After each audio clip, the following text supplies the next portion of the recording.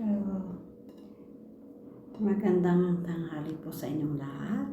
Ito na naman po si Kiki F. At saka tagal-tagal na rin po akong hindi nagmumukbang-mukbang kasi siyempre nahihiya pa akong magpakita sa account.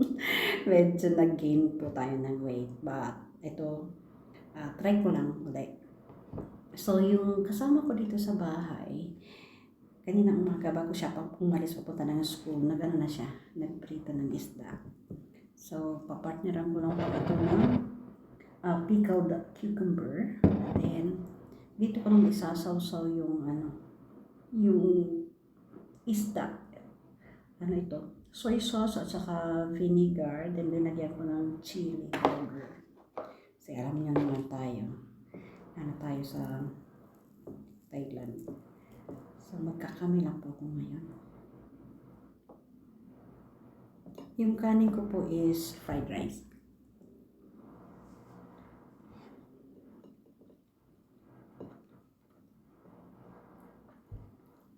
May lasa na yung yung isda is pa siyang tinapam.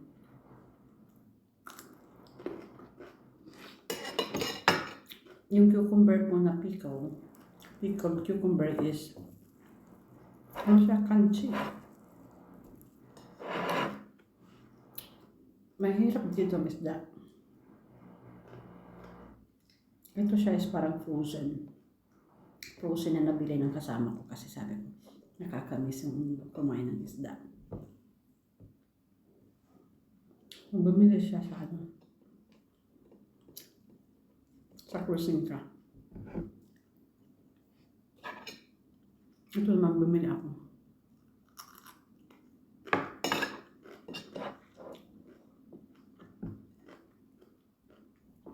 Kain po tayo. Nakakamiss na rin ang magbukbang-bukbang. Kaso sabi ko na akong time. Lagi akong busy. Busy-busyhan. Kaya sa schedule ko ngayon.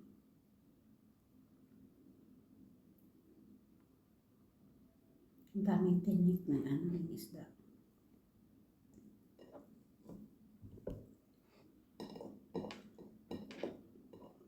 Kamusta po ang mga buhay-buhay ninyo?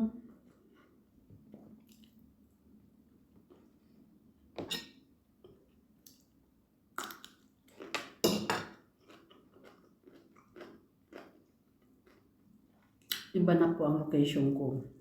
Hindi kagaya ng dati na nagmumukbang ako. Nasa isa akong lugar na malayo dito sa city.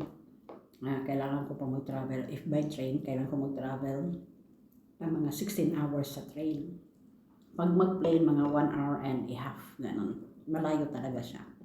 Kasi para siyang another country.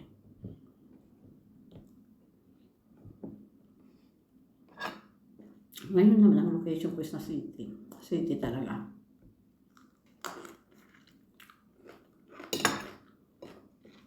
Capital city ng Uzbekistan. Nandito ako sa Tashkent. Masaya. Hindi ka malulungkot kahit andyan ka lang sa bahay. Kasi dumungaw ka lang sa bintana mo. Kita mo na city. Kita mo ang buong lugar. Lalo dito ko sa 11th floor.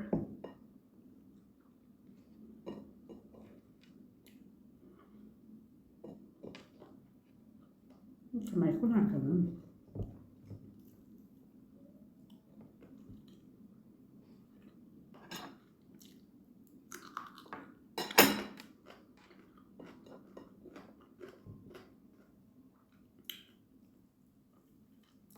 Marami sana akong gustong i-upload kay KKF. Wala akong time edit.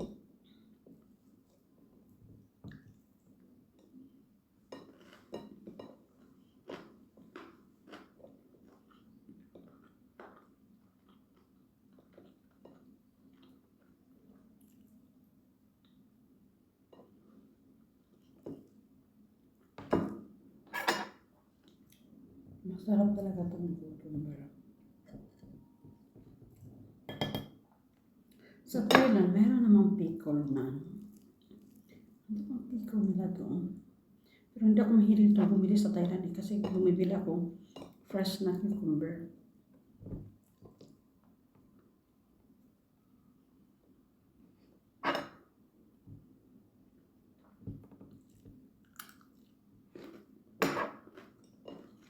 Gusto ito ng gulay mo. Crispy siya.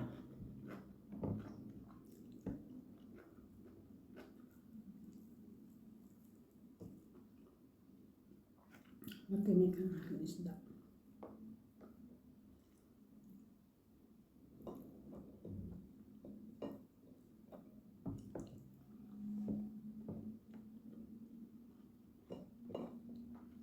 Fried rice po tayo with fried fish. Parang smoked fish ito eh. Then, pickled cucumber.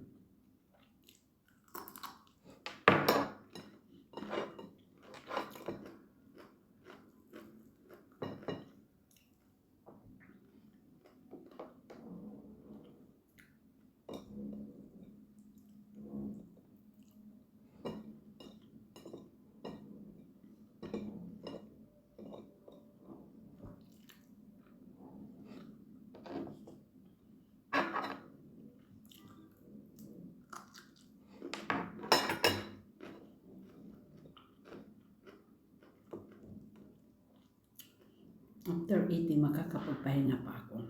Kasi, bali, 6:30 pa ang klase ko, Uzbekistan time. Kung sa Thailand, 8:30 pa.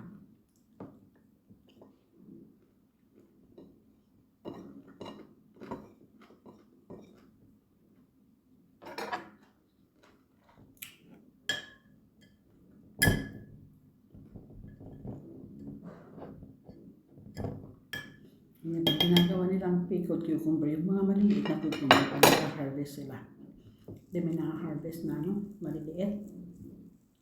Ayan, ginagawang pickle. So, hindi sayang.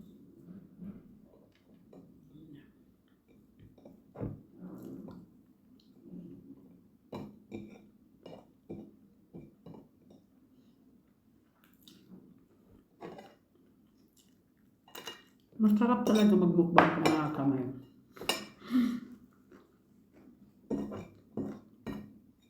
Hindi ko feel ang pagmumukbang pag marami ko. Nakakutsara.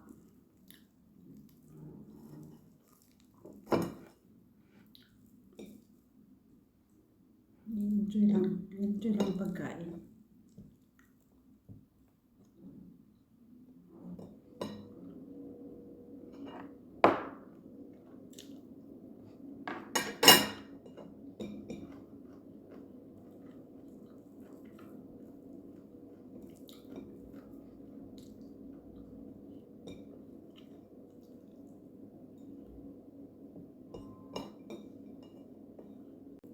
Pangalawang sandok na po ito.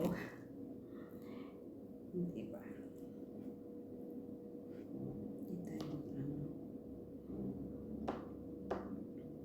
Dalawang sandok ng fried rice. Maliit lang naman po ang aking pinag.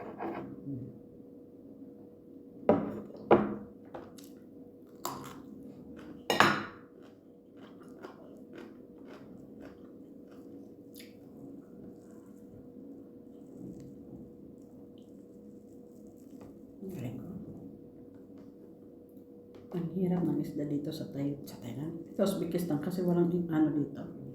Walang dagat. Lahat ng isda is galing sa fresh water. Kaya sa lake.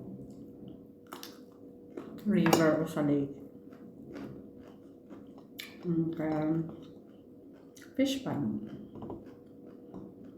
Culture. Kaya mahal ang isda dito. Gold. Ang karne mura. Kasi marami sila. Marami silang karne dito. Baka. Sheep. Baboy may nagbebenta. Pero hindi yan mga Uzbek, mga Russian. Kasi may kumakain ng baboy, o kagaya ng mga, foreigner.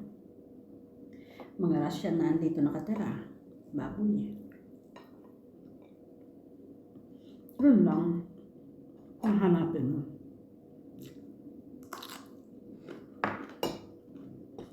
Kasi nakatago lang siya. Pag alam mo ng bilihan, madali na lang yun.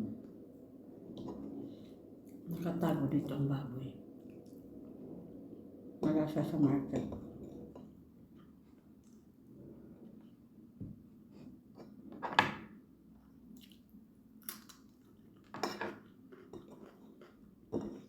Lutong talaga ng aking cucumber.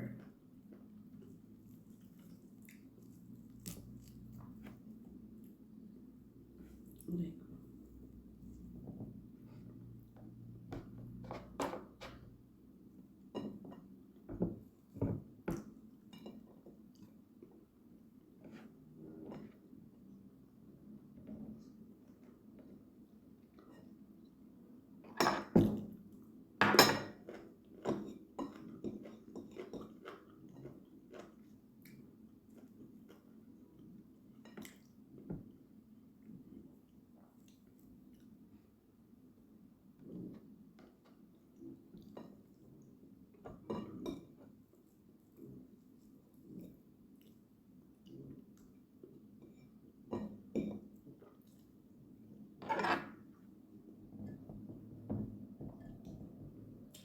Ay, ayan.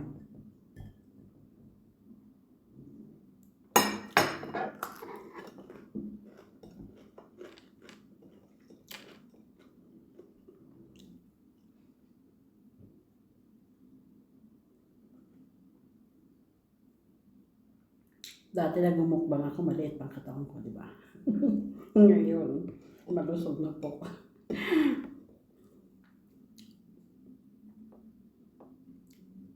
Pero ganun pa rin po itsura. Kung krope pa rin.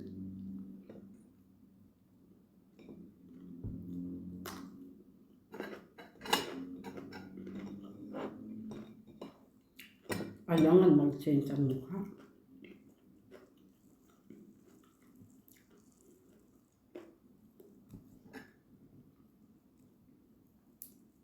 Hindi ko.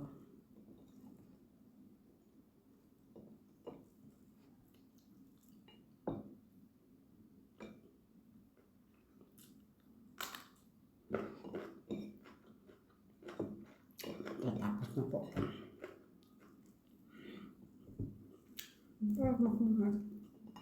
Hindi mauubos. Hindi sinasabi na parang makulat.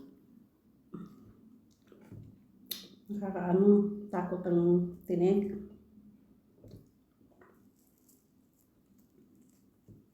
Mahirap ang patinig.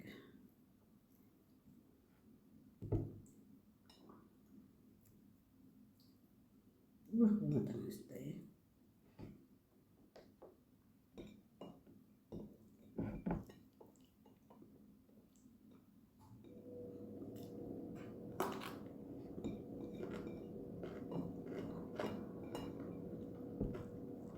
Ayan. Tumbos din.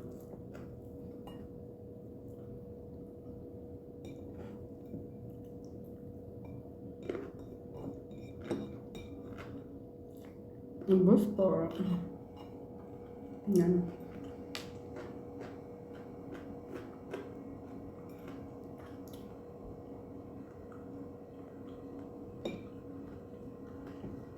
Thank you po sa pagsama sa akin, sa aking tanghalian. Maraming salamat po sa mga palaging andyan sumusuporta. Thank you so much.